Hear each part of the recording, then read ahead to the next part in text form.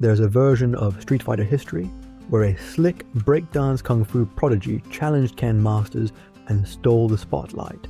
That character almost shipped. Then a single creative pivot flipped the concept into someone designed to freak people out. Out went the polished rival. In came a loud, round, swaggering American named Rufus, and the community never stopped arguing about him. Rufus is the rare case where a character felt mocked before he even spoke. His look, his voice, his catchphrases, his running gag. For some players, Rufus was comedy that hit like a belly flop. For others, he was everything fighting games should be: big, bold, strange, and mechanically strong. He even carved a real legacy in tournaments. So how did a legit top-tier threat end up as one of the most divisive faces in the series? The answer starts with the character we almost got, and the one we actually did. Imagine a new rival for Ken. Fast footwork, fluid spins, breakdance foot sweeps that flowed into kung fu snaps and elbows. The working name floating around was something like King Cobra. The design screamed cool: braids or stylish hair, athletic frame, a rhythm-based fighting style that looked different from the classic karate builds. If you squint at Street Fighter VI's Jamie, you can feel echoes of that shelved idea, that synergy of dance and martial arts, that kinetic swagger. That was the energy on the table. Then the pitch changed. Someone suggested pushing the envelope in a different direction. What if the rival wasn't sleek and pretty? What if he was a total curveball? Not the athlete, not the style icon, just a guy who loved kung fu movies, loved his own voice, and strutted like he owned the scene. The team chased the shock value. The result was Rufus. Bleach blonde, soft around the middle, clothing like a parachute, and a personality that fired off like a confetti cannon. The moment that decision stuck, it wrote the first chapter of the backlash.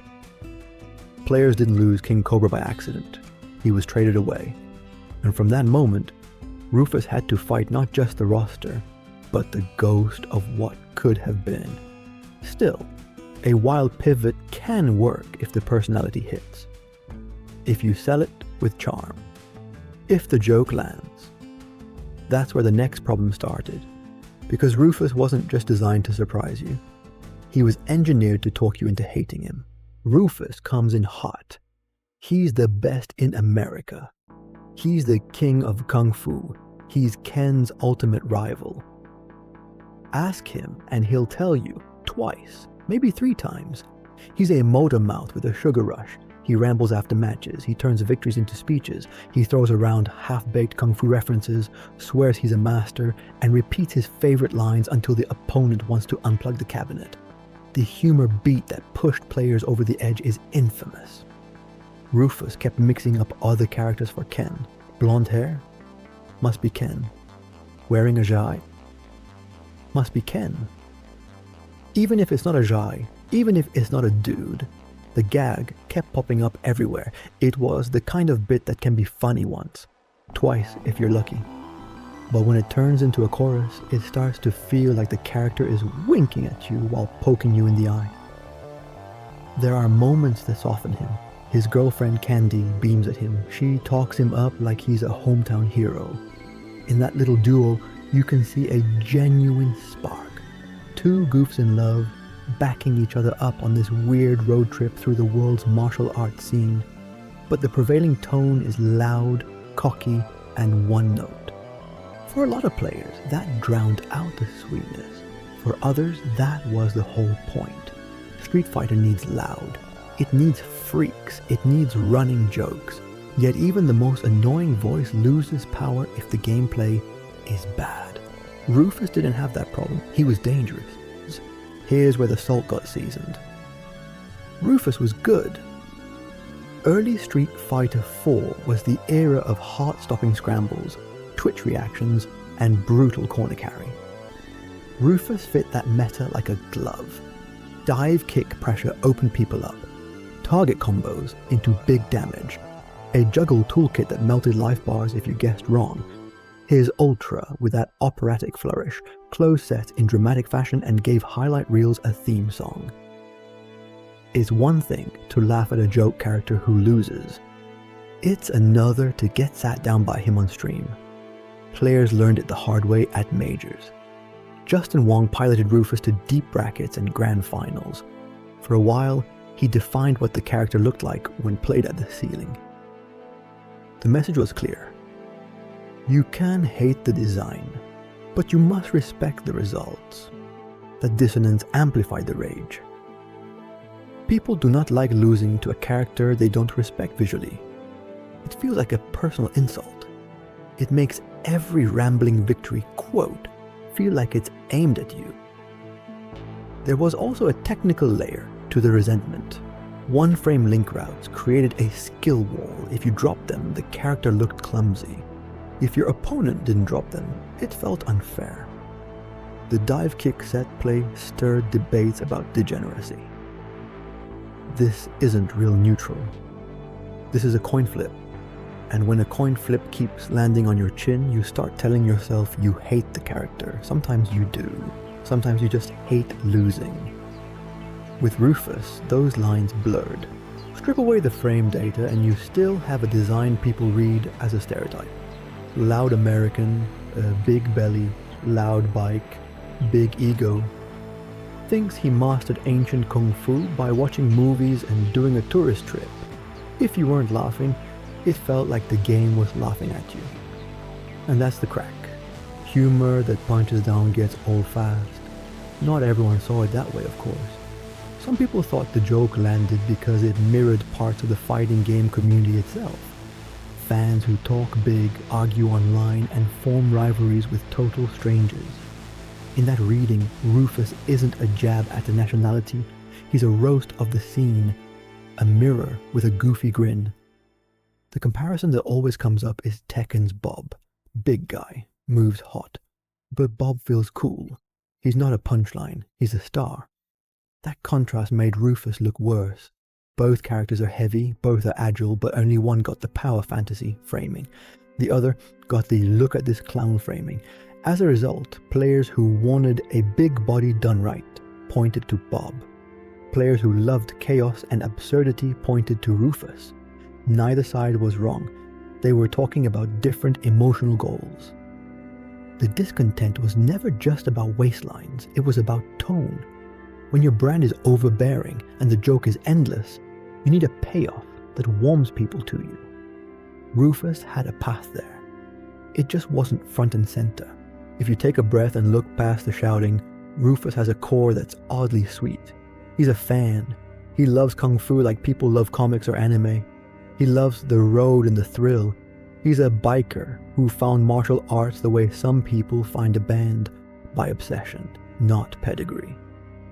He drags Candy along for the ride and she never seems unhappy about it.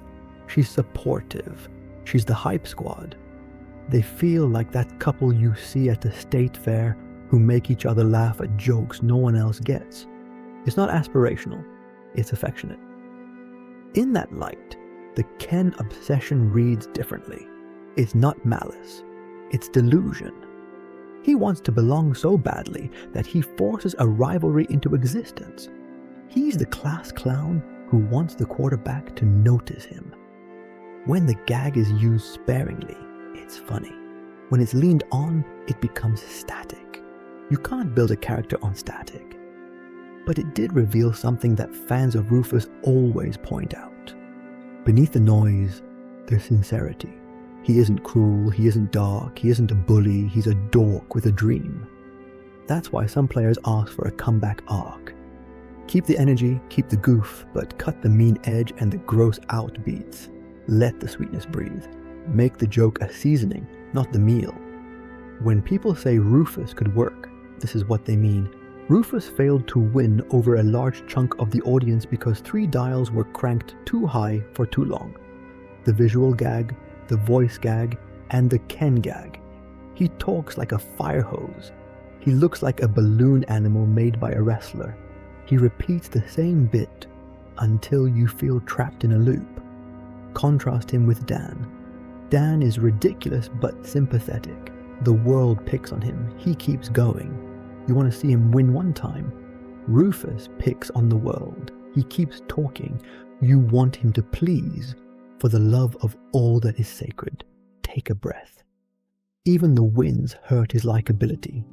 When a goofy character runs the bracket, the losers don't say, wow, impressive showing. They say this character is poorly designed. If the kit is honest, they call it boring. If the kit is explosive, they call it cheap. Rufus had explosive tools, big carry, and a vortex that made you feel like you got put in a blender for saying hello. He was honest enough to require skill, but swingy enough to trigger resentment. That combination turns forums into bonfires. There's also the basic art direction problem. People connect to characters they want to see on a poster. Rufus was not built for posters. He was built to be a punchline walking. Street Fighter excels at producing silhouettes you can sketch from memory. Ryu's gi and gloves, Chun-Li's kipao and legs, Guile's hair and dog tags. Rufus is a bulge in a bag. The shape language gives you chaos, not clarity. When your silhouette doesn't sell who you are, the audience leans on the voice. When the voice exhausts them, the fight is already lost. After the Street Fighter 4 era, Rufus went quiet. He skipped Street Fighter 5. He hasn't pulled into Street Fighter 6 yet. That silence speaks. It tells you Capcom heard the temperature. It also tells you they didn't abandon the core concept that started this journey. Look at Jamie. He's stylish. He dances into strikes. He turns rhythm into martial art. He carries that modern street culture vibe. He feels like the polished path the team could have taken with King Cobra if they'd stayed the course. In other words, the original dream got reincarnated. It just didn't carry Rufus's name. But the SF6 world would be a great place to test a Rufus revival. The tone is mature. The designs are sharper. The narrative gives room for flawed people trying to fix themselves. Ken's arc invites allies, rivals, and weird supporters. The cast celebrates subcultures and neighborhood pride. If you ever wanted to give the loud biker a second chance, this is the stage. You'd still need to address the big three complaints: the look, the voice, the running gag. That's not hard if you respect the core and refit the surface. You can honor the fans who loved him and disarm the fans who loathed him. You can even make his old flaws the heart of his growth. Which brings us to the fix. Don't write Rufus as the blowhard who needs to be the best. Write him as the hype man who needs everyone to have a good time. He's still a super fan of Kung Fu. He still loves being loud. But now he's loud for others. When he bursts in, he's pumping people up, not drowning them out. He champions celebrity fighters like Zangief and Fei Long. He cheers for obscure styles. He hoots for underdogs. He's the guy who got into martial arts because movies made him feel alive, and he wants everyone to feel that. The humor stays, but the edge softens. Think high-energy Jack Black inspiration, not Steamroller Braggart. Let him fanboy over heroes without diminishing them. Keep the biker identity. Keep the yellow palette nods. Swap the drape for fitted gear that flatters his size without hiding it. Make the silhouette read as confident big man, not trash bag in a wind tunnel. Show that he takes his look seriously. Give him hair that frames his face better. Let Candy evolve into more than a prop. Make her a ringside fight announcer or an influencer who loves the scene. Dress them like a couple who planned the fit together, not two people who lost a bet. The goal is not to make him thin. It's to make him charismatic on sight. The Ken bit had its run. Retire it or invert it. In SF6 canon, Ken's had a rough time. Let Rufus be the annoying defender who tries to clear Ken's name for all the wrong reasons. He wants credit for saving his rival. He wants to be seen doing it. But in doing so, he accidentally does good. By the end, they're not rivals. They're unlikely friends with one mutual interest: kicking nonsense in the teeth. It's an easy way to redeem the gag without erasing history. Give Rufus a reason to dial in. Maybe his eyesight was always a little off. The everyone is Ken gag becomes a literal blur. He gets glasses. He can suddenly see details. He realized how many people he annoyed. That's a humble seed you can grow into better behavior. He'll still talk too much, but he'll listen more. Keep the explosive dive. Kick sequences, but build in clear risk. Add more commitment to the approach so it feels earned. Reward smart spacing over autopilot strings. Let him cash out on reads, not mindless repetition. Keep the juggle swag. Keep the corner carry hype. Sand off the salt. The best version of Rufus is still flashy and oppressive when he earns it. The worst version turns his opponent's controller into a paperweight. You want more of the first and less of the second. Shorter post-match rambles. Punchier jokes. Let the VO wink at the audience with lines that acknowledge the past without bathing in it. He can tease himself and still be proud. Give him a handful of genuinely clever one-liners and cycle them smartly so nothing overstays its welcome. Elevate the space opera symphony. Flourish with one or two alternate end tags that players can grin at, not groan through.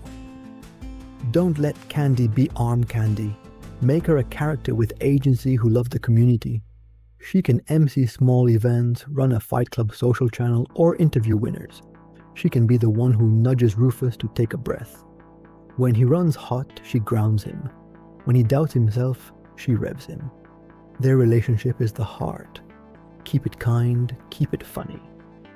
When they cheer together, you can't help smiling with them. Do that, and the reintroduction writes itself. The same crowd that booed might boo again. But now you've given them a different target. They'll boo the boast, then clap the humility. They'll roll their eyes at the entrance, then lean forward for the round. That's the alchemy of a good fighting game character. The arc from get off the screen to one more match. The reason everyone hated Rufus isn't one reason, it's a layered knot. The community mourned the rival they never received.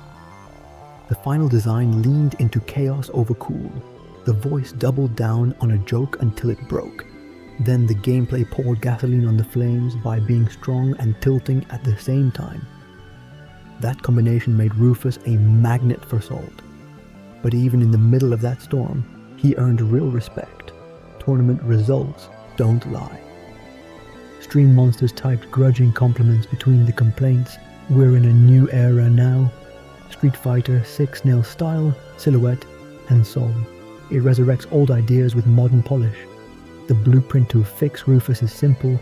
Keep the enthusiasm, keep the power, keep the love for Kung Fu, lose the stale gag, dress him with purpose, give Candy a mic and a vision, turn his mouth from a siren into a trumpet, make him loud for the right reasons. Maybe that's the real twist. Maybe Rufus was never the villain. Maybe he was an early draft of a better idea that just needed time to ferment. If he roared back today, refined and refocused, would the hate survive? Or would the community finally admit what the tournament footage already told us? Under all the bluster, Rufus was never a joke. He was a contender. And with the right glow-up, he could be a fan favorite too. So here's the question I'll leave you with. If Capcom brings him back, not as a stereotype, but as a proud, big-bodied hype machine with a lightning-quick kit and a heart that actually listens, would you still groan when he steps into the ring? Or would you lean in, crack a smile, and say the one thing his haters never wanted to say out loud? Let him cook!